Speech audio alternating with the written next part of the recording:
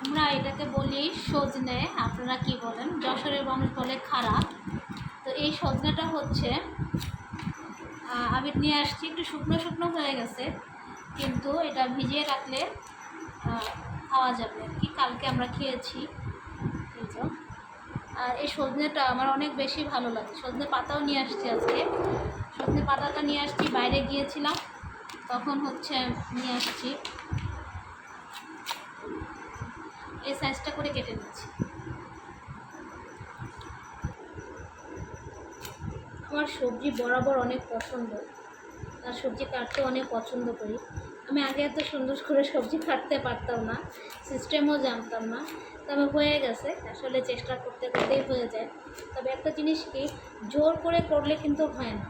বা দেখবেন কাউকে যদি আপনি খুব মজা করে রান্না করে খাওয়াতে যাবেন, সে আপনার মানে অতটা ভালো কেউ না, তার বেলা তো দেখবেন রান্নাটা ভালো হয় না, হতে চায় না কেন জানে, কারণ একটু বেশি কড়াকড়ি করে ফেললে আসলে হয় না।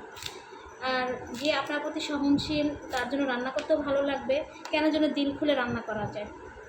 এটা কার কার সাথে হয় আমি জানি না, আমার সাথে হয় এরকম।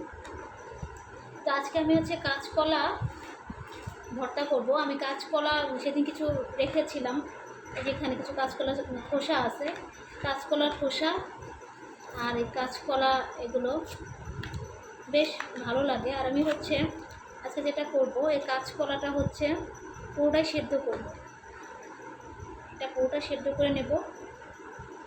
আর আজকে হচ্ছে আমি এই ডুমবুলটাও করব।